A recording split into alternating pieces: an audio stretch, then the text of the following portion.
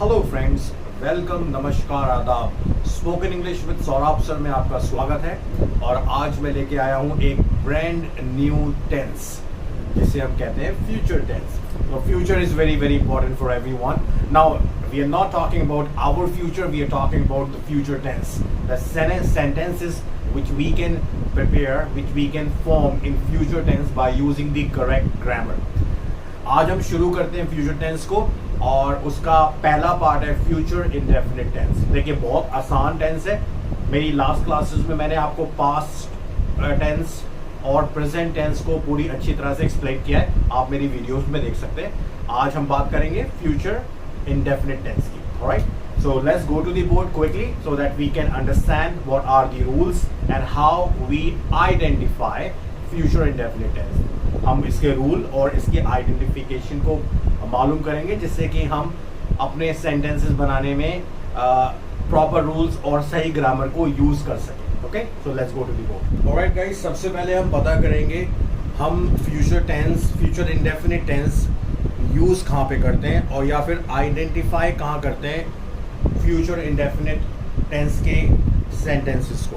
Alright, तो जहाँ पर लास्ट में इस तरह से सेंटेंसेस शुरू हो कि हम दिल्ली जाएंगे, हम खाना खाएंगे, बच्चे मैदान में खेलेंगे, राम स्कूल जाएगा। ऑलराइट, तो गा गी गे इस तरह से सेंटेंसेस जब ख़त्म हो तो वहाँ पर फ्यूचर इंडेफिनिट टेंस होता है। देखिए रूल इसके समझने बहुत आसान है क्योंकि इसमें ज़्यादा कॉम्प्लिकेटेड नहीं है। अगर हम एक सिंपल रूल की बात करें, इसमें दो तरह से रूल अप्लाई होते हैं। नंबर वन, मैंने इसकी आपको आइडेंटिफिकेशन बता दी है। जब लास्ट में गा गे, जाएंगे, जाएगा, जाएगी, खाएंगे, खाएगा, खाएगी, इस तरह से सेंटेंसेस आए, आसानी से समझ में आ जाता है अगर हम उसको गा गी गे से समझे। ऑलराइट, तो वहां पर फ्यूचर इंडेफिनिट टेंस होता है। रूल नंबर वन देख लीजिए इसमें। रूल नंबर वन, जब सेंटेंसेस आए और वी से शुरू हो, ओके, तब हम शैल प्लस वर्ब की फर्स्ट फॉर्म लगा करके सेंटेंस बनाते हैं। रूल इसका यह है, देखिए सेंटेंस बनाने का सबसे पहले हम सब्जेक्ट लिखेंगे, फिर उसके बाद विल या शैल लिखेंगे, उसके बाद वर्ब की फर्स्ट फॉर्म लिखेंगे और लास्ट में ऑब्जेक्ट लिखेंगे। ओके, मैंने आपको पहला रूल देखिए बता दिया, ये सेंटेंस बनाने का तरीका है बाय द वे। तो पहले रूल में अगर आई और वी आए तो हम शैल के साथ वर्ब की फर्स्ट फॉर्म लिखते हैं और सेंटेंस बना देते हैं। और रूल नंबर टू यहाँ पे लिखा है मैंने, आई और शैल को छोड़ करके जितने भी और सब्जेक्ट पॉसिबल हैं, जैसे कि he, she, it, singular number, plural number,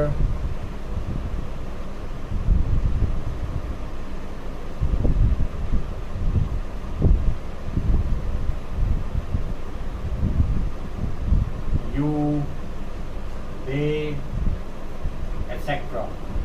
इन सब की जगह जब ये यहाँ से सेंटेंस शुरू होगा तो हम लगाते हैं will और वर्ब की फर्स्ट फॉर्म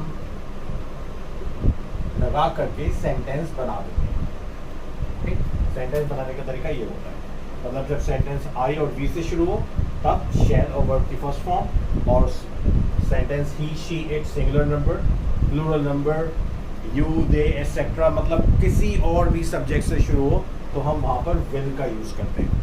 ओके, नाउ मैं एक और चीज़ बहुत इंपॉर्टेंट इसमें समझाऊंगा, लेकिन पहले हम एक सिंपल फॉर्म को समझ लें। जैसे कि मैं बोलूँ कि मैं दिल्ली जाऊंगा।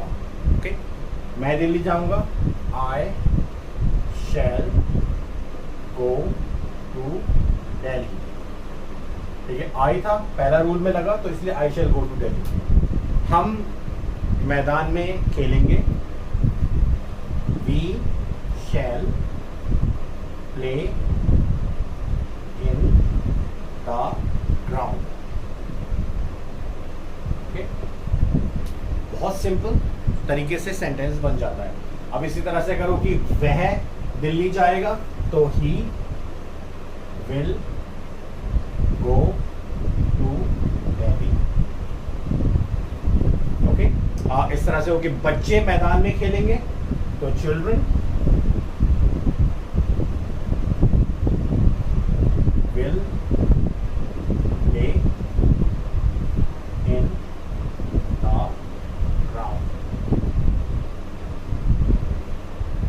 ओके, बहुत सिंपल लग रहा है सेंटेंस बनाना, है ना, लेकिन इसमें एक ट्विस्ट है। वो क्या है?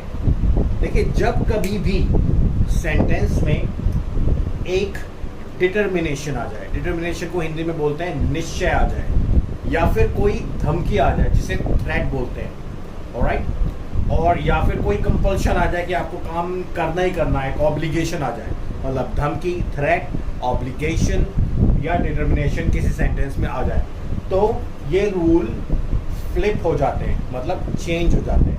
मतलब अगर मैं आपको बोलूं कि मैं तुम्हें मार दूंगा, अब मैं तुम्हें मार दूंगा ये एक निश्चय है, एक तरह का इस सेंटेंस में फोर्स है, तो मैं ये नहीं बोलूंगा I shall kill you, because I shall kill you बड़ा ही नॉर्मल सेंटेंस है जिसमें ना तो किसी डिटर्मिनेशन और ना ही इस तरह की फीलिंग है। लेकिन मैं तुम्हें मार दूंगा में एक डिटर्मिनेशन है, तो उस डिटर्मिनेशन की वजह से हम आई विल किल यू लिखेंगे, ना कि आई शैल किल यू। ऑलराइट, शैल थोड़ा सा रिस्पेक्ट में हो जाता है, शैल थोड़ा सा बहुत ही कैजुअल वे में हम कोई बात को करेंगे तो आई और वी के साथ शैल होगा।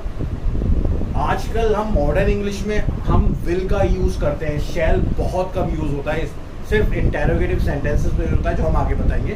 फिलहाल हम पॉजिटिव की बात कर रहे हैं, फ्यूचर इंडेफिनिट टेंस के। ऑलराइट, तो फिलहाल आपने ये देखा रूल ये है, लेकिन जब मैं दूसरा रूल इस तरह से लिख देता हूँ जिससे कि आपको आसानी हो जाए समझने में। जब सेंटेंस में डिटर्मिनेशन आ जाए,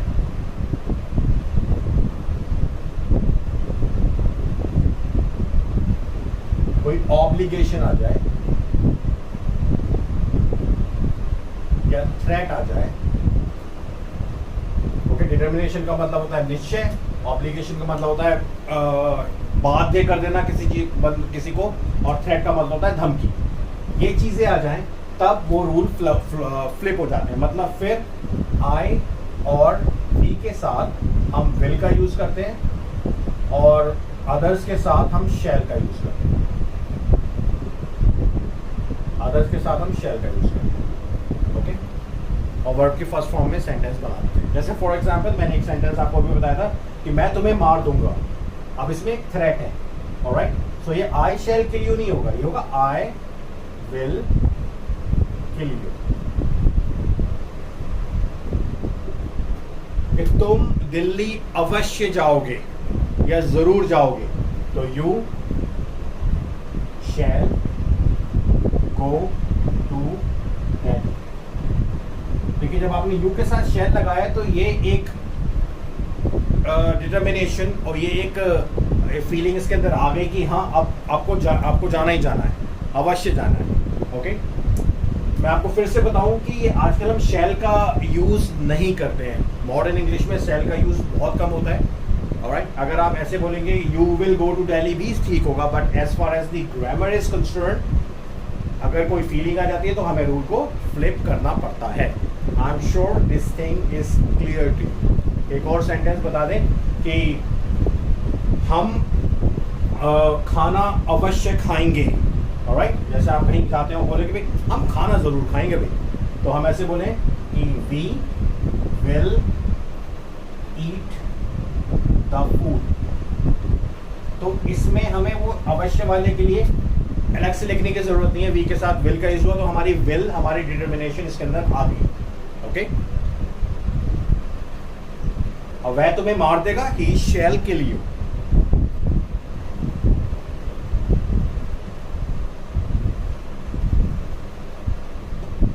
क्योंकि रूल उल्टा हो गया। तो आई एम श्योर ये आपको चीज समझ में आ गई होगी, इसमें ज्यादा कंफ्यूजन की जरूरत नहीं है। मैंने आपको दोबारा बोला कि अगर आप शैल की जगह सिर्फ विल का यूज करें, क्योंकि नॉर्मली हम विल का यूज करते हैं, तो वो सेंटेंस गलत नहीं होगा। Alright, everybody knows it. Shall थोड़ा सा रिस्पेक्ट में आ जाता है। अभी हम इंटरोगेटिव सेंटेंसेस समझेंगे तो आपको इस चीज़ में क्लियरिटी आ जाएगी। Alright, let me rub it.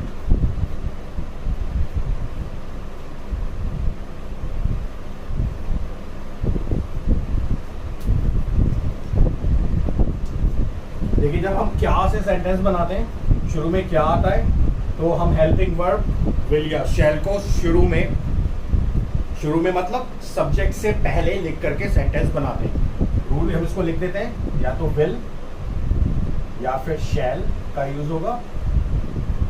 उसके बाद हम सब्जेक्ट लिखेंगे, वर्ब की फर्स्ट फॉर्म लिखेंगे और ऑब्जेक्ट लिख के सेंटेंस बना देंगे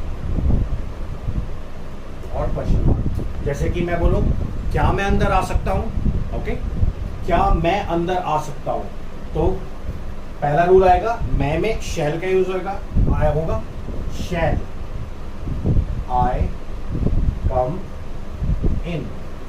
देखिए, जब शैल हम यूज करते हैं तो ये एक रिस्पेक्ट का भाव वो भी होता है। जैसे कि मे आई कम इन या शैल आई कम इन, दोनों में आप रिस्पेक्ट दिखा रहे हैं।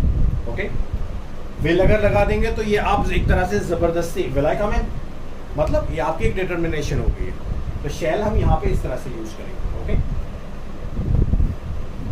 इसी तरह से अगर एक सेंटेंस हो कि क्या मोहन गाना गाएगा, will Mohan sing a song, question mark बन गया। Alright guys, I'm sure this situation is crystal clear to you. Alright? जैसे कि कहीं डिटर्मिनेशन की बात हो जहाँ पे आप फोर्स डालना चाहते हो कि क्या तुम कल खेलने जाओगे क्या, तो यहाँ पे अगर आप ऐसे बोल दें कि shall you go to play tomorrow, क्या तुम कल खेलने जाओगे, तो यू के साथ हमने शैल का यूज इसलिए किया क्योंकि यहाँ पे फोर्स में अगर आप पूछ रहे हैं, अदरवाइज यहाँ पे हम विल का यूज करते हैं। Will you go to play tomorrow, simple, क्या तुम कल खेलने जाओगे, आपने कैजुअल सा क्वेश्चन पूछे। लेकिन अगर आप ये पूछना चाह रहे हैं कि क्या तुम कल खेलने जाओगे, क्या तुम कल खेलने अवश्य जाओगे, अगर इस तरह का सेंस आ रहा है तो हम यहाँ पे इस चीज़ को शैल को लगा करके हम इस तरह के सेंटेंसेस को बनाते हैं। ऑलराइट, नेक्स्ट हम देख लेते हैं प्रॉपर क्वेश्चनिंग, मतलब जिसमें आपको एक प्रॉपर क्वेश्चन वर्ड यूज होकर के क्वेश्चन पूछा जाता है। वो वर्ड्स होते हैं what, why, how, where, when, etcetera. अगर इस तरह के क्वेश्चंस पूछें जहाँ पर ये वर्ड यूज हो, तो हम सेंटेंस बनाने का तरीका ये होता है कि सबसे पहले हम क्वेश्चन लिखते हैं, जो क्वेश्चन वर्ड है, उसके बाद विल या शैल का यूज होता है, सब्जेक्ट, फिर ऑब्जेक्ट लेके हम सेंटेंस बनाते हैं। ओके, जैसे कि एक सेंटेंस ले लें, कल तुम कहाँ रहोगे, कल तुम कहाँ रहोगे। देखिए, कहाँ है मतलब वेयर, वेयर, वेयर क्योंकि तुम है यू तो विल आएगा, where will you be tomorrow. देखिए, यहाँ रहने के लिए नहीं, होने के लिए लिखा गया, इसलिए बी का यूज हुआ। Where will you be tomorrow, तुम कल कहाँ रहोगे। ओके, दूसरा सेंटेंस देख लेते हैं कि मैं स्कूल क्यों जाऊंगा। ऑलराइट, क्यों मतलब why, why shall I go to school, और ये क्वेश्चन मिल जाता है। देखिए, वाई शैल, क्योंकि आई है इसलिए शैल का यूज हुआ। Why shall I go to school. Alright, very simple. Question बनाने वाले वर्ड्स पहले लिखे जाएंगे, उसके बाद हेल्पिंग वर्ब होगी, फिर सब्जेक्ट और वर्ड की फर्स्ट फॉर्म लगा करके सेंटेंस बना देते हैं। ओके, यहाँ पे एक वर्ड की फर्स्ट फॉर्म भी लगा दें, मैंने ये लिखना भूल गया हूँ, वर्ड की first form. I'm sure guys this tense is quite clear to you. All right, if you have any question, any query, you can ask me in comment section. Now हमारी सिग्नेचर एक्सरसाइज जिसमें हम एक diagram बनाते हैं और उस diagram के अंदर हम डिफरेंट वर्ब यूज करके सेंटेंसेस बनाने की कोशिश करते हैं. गाइस मैं आपको दोबारा बोल रहा हूँ, practice is the key. If you will practice then these rule will be in your mind, and whenever you speak then you will not miss these words, these grammar especially I'm talking about. Alright guys, अब हम negative sentences की बात करेंगे. Negative sentences of future indefinite tense. Negative sentences बहुत आसान होते हैं क्योंकि इसमें कोई डिफरेंट और एक्स्ट्रा वर्ड नहीं यूज होता, सिर्फ नॉट लगा दिया जाता है. और मैं बताता हूँ कहाँ लगाया जाता है. सबसे पहले सब्जेक्ट लिखते हैं, उसके बाद विल या शैल, ये डिपेंड करेगा सब्जेक्ट के ऊपर, और उसके बाद ही तुरंत नॉट लगाते हैं. फिर वर्ब की फर्स्ट फॉर्म लिखते हैं और लास्ट में ऑब्जेक्ट लिख करके सेंटेंस को बना देते हैं. ओके तो जैसे कि एक सेंटेंस है कि मैं दिल्ली में नहीं रहूंगा. ओके आई है, नॉर्मल सेंटेंस है, so I shall not live in Delhi. Okay अगर इसको मैं दिल्ली में नहीं रहूंगा फोर्स के साथ बोला जाए तो इसको हम I will not in Delhi भी लिख सकते हैं. ऑलराइट, दूसरा सेंटेंस हम इसमें देख लें कि बच्चे मैदान में नहीं खेलेंगे. Children will not play in the garden. Garden या ग्राउंड, मैदान हो गया. ओके देखिए एक और होता है interrogative negative sentences. Alright, interrogative negative sentences क्या होते हैं? जब हम क्वेश्चन के साथ भी नेगेटिव बनाए, जब हमने क्वेश्चंस और नेगेटिव सेंटेंस एक साथ बनाए हो तो उसका मैं रूल लिखवा देता हूँ, आप सेंटेंस बना लेंगे. बहुत आसान है क्योंकि उसमें सिर्फ नॉट लगना है. सबसे पहले अगर हम सेंटेंस बनाएं तो क्वेश्चंस होगा, उसके बाद विल या शैल, फिर सब्जेक्ट और यहाँ पर ही नॉट लगेगा. उसके बाद वर्ड की फर्स्ट फॉर्म और ऑब्जेक्ट लिखेंगे. जैसे कि अगर सेंटेंस बनाए कि तुम दिल्ली में क्यों नहीं रहोगे. तुम दिल्ली में क्यों नहीं रहोगे, क्यों मतलब वाई. वाई अब तुम है यू, इसलिए विल आएगा. विल सब्जेक्ट मतलब you not live in Delhi. जैसे एक सेंटेंस हो कि क्या तुम दिल्ली में नहीं रहोगे, तो सिंपल वाई हट जाएगा क्योंकि हमने क्या लिखना है, will you not live in Delhi. तो इस तरह से हम इंटेरोगेटिव नेगेटिव सेंटेंसेस भी बना सकते हैं. Alright, again I am telling you that practice is a key. If you will practice more, you will understand the tenses, you will understand the rule. These rules will be properly understood and you will not make any kind of mistakes. Alright, let's move to the next exercise जब हम एक diagram बनाते हैं और sentences को पूरा करते हैं. Now let me rub it. Let's start diagram.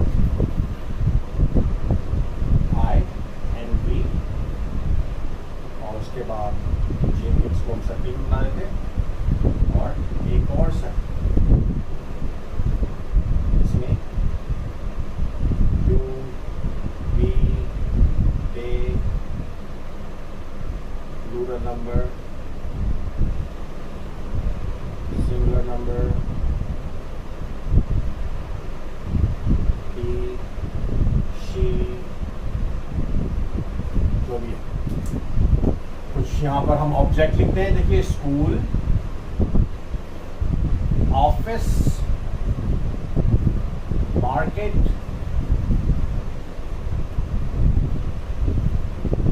Delhi,